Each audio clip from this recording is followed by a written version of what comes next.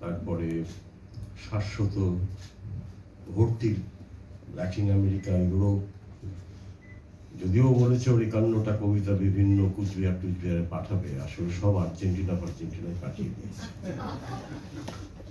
আর হচ্ছে আমাদের শুভ্র স্প্যানিশ, তাহলে ফরাসি, স্প্যানিশ এবং বাংলার সারা পৃথিবী ঘুরে বেড়ানো, এই সব নিয়ে যে পরিবেশটা তৈরি হয়েছে সেটা খুবই উল্লেখযোগ্য।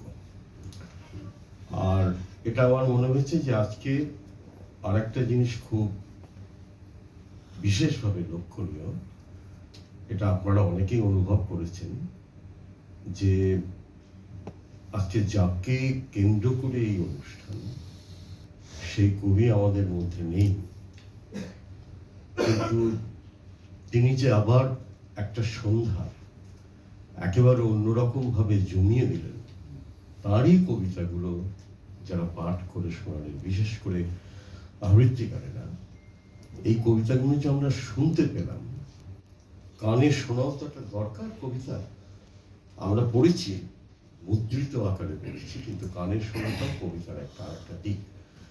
তো সেটা যে আমরা শুনতে পেলাম, সেটা খুব জরুরি ব্যাপার ছিল। আমি খুব ছোটবেলায় তার কবিতা পড়েছি, অনেকেই পড়েছেন। মানে সুজিত আমার ছোটবেলার বন্ধু।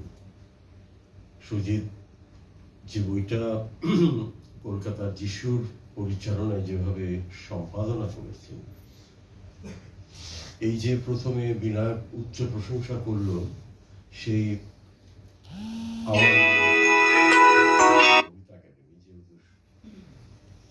পুরস্কার দেওয়া হয়েছিল, এর পেছনে কিন্তু ভূমিকা অনেকটাই কলকাতার যিশুর ওই বইটি, যেটি আমাদের সুজিত সম্পাদনা করে আমাদের সামনে তুলে দিয়েছিল। আমার এখনো মনে আছে, কলকাতার যিশুর পরিচালনায় আমরা সবাই মিলে গিয়েছিলাম ওর বাড়িতে, এবং ওর বাড়িতে গিয়ে ওর হাতে বইটি আমরা তুলে দিই। বাড়িতেই একটি অনুষ্ঠান, তখন তিনি অক্সিজেনের নল তার, কিন্তু কি প্রাণ, মানে অসম্ভব প্রাণ শক্তি। আমরা সবাই খেয়েছি কিনা সেটা পর্যন্ত উনি লক্ষ্য করেন। ভুলে যাবেন না, যেটা বিনায়ক শুরুতে বলেছিলেন, যে উনি কিন্তু বাংলা ভাষার একমাত্র বিচারপতি কবি। আর কোন কবিরা সবাই বিচারপতি, কিন্তু প্রকৃত বিচারপতি কবি হয়ে একজনই রয়েছে। কবিরা তো সাংঘাতিক বিচারপতি, সবকিছু বিচার করে দিচ্ছেন, বিচার না করলে কবি হয়। আজকে খুব ভালো, আমি আরো একবার সাতকর্ণীকে ধন্যবাদ জানাই যে এরকম একটি পুরস্কারের অনুষ্ঠান, মূলত পুরস্কারের অনুষ্ঠান এবং কবিতা পাঠের আয়োজন আমার খুব ভালো লেগেছে। যে একেবারে মানে পৃথিবী আমাদের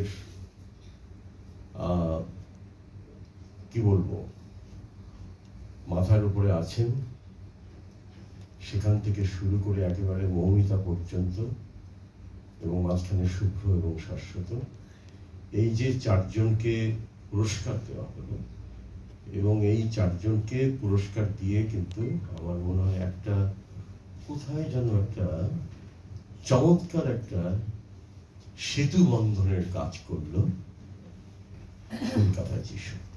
কলকাতার যিশু এই কাজগুলো করে আসে, অনেকদিন ধরে করে আসছে, এবং আমি আরো একবার তাদেরকে ধন্যবাদ জানাই এরকম একটা সুন্দর অনুষ্ঠানের জন্য। শেষে একটা কথা বলি, সেটা হচ্ছে এই যে শাশ্বত গঙ্গোপাধ্যায়, শাশ্বত যখন ক্লাস 11-এ পড়ে, তখন আমার কাছে আসে। আমি তখন 11-এর থেকে একটু বেশি ক্লাসে পড়ি, ও তখন 11-এ পড়ে, এটা আমার মনে আছে। আর প্রথমে এসেই তখন চমকে দিয়েছিল আমাকে, যে এসে বলল, আপনার ওই যে কবিতাটা বলে, একটা কবিতার নাম বলল ওটা ওই পত্রিকার 158 নম্বর পৃষ্ঠায় এই কবির নিচে ছাপা হয়েছে।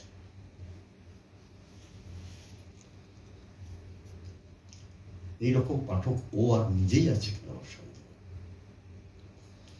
এইভাবে কবিতা পড়তো, কার কবিতা, আমার শুধু কার কবিতা কত নম্বর পাতায় কোন লিটল ম্যাগাজিনে আছে সেটা বলে দেওয়ার ক্ষমতা।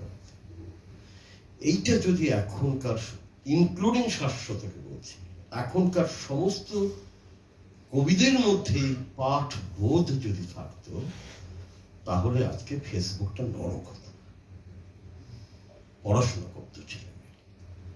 তখনও পর্যন্ত এই যে গত এক সপ্তাহ হলো আমি ঢুকতে পারছি না ফেসবুকে, ঢুকলেই শীর্ষেন্দু মুখোপাধ্যায়, আমার প্রণম্য লেখক, প্রাতঃস্মরণীয় লেখক বাংলা ভাষার, তাকে যেরকম ভাবে এই সমস্ত শিক্ষিত প্রগতিশীল বাঙালি যুবক যুবতীরা, মূলত এইচবি কালচারে ভূষিত, তারা যে কাজটা করে চলেছে, লজ্জায় মাথা নত হয়ে যায়।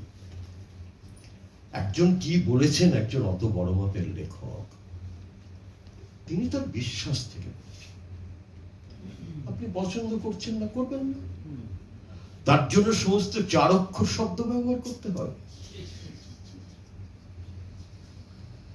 আমি বলছি, ওই যে বালক বা কিশোর শাশ্বত এসেছিল, সেটা হচ্ছে বাংলার প্রতীক।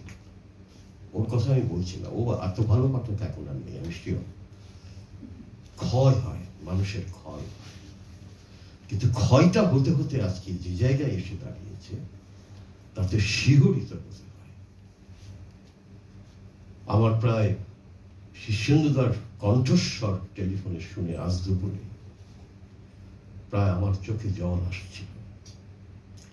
এই অধর্ম, এই পাপ আমি বহন করে চলছি। এই পাপ কবে থেকে মুক্তি পাবো? বাংলা ভাষায় লিখতে এসেছি বলে আজকে দেখতে হচ্ছে শীর্ষেন্দু মুখোপাধ্যায়ের এই অবস্থা। আমি আপনাদের বলে যাচ্ছি, শীর্ষেন্দু মুখোপাধ্যায়, আমি লিখেছি একাধিক জায়গায় যে আমি এখনো পর্যন্ত অরহান পামুকের পাশে তাকে রাখি, যে কোনো নোবেল লরিয়েটের পাশে তাকে রাখি। বাঙালি যদি এত বড় আত্মঘাতী হয়, তাহলে সমস্ত বৃথা হয়ে যাবে।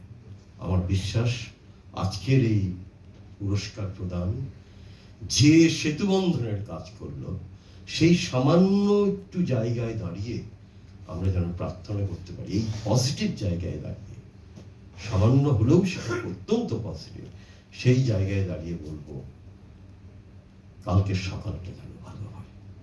নমস্কার, ধন্যবাদ। ধন্যবাদ মাননীয় কবি সুবোধ সরকারকে।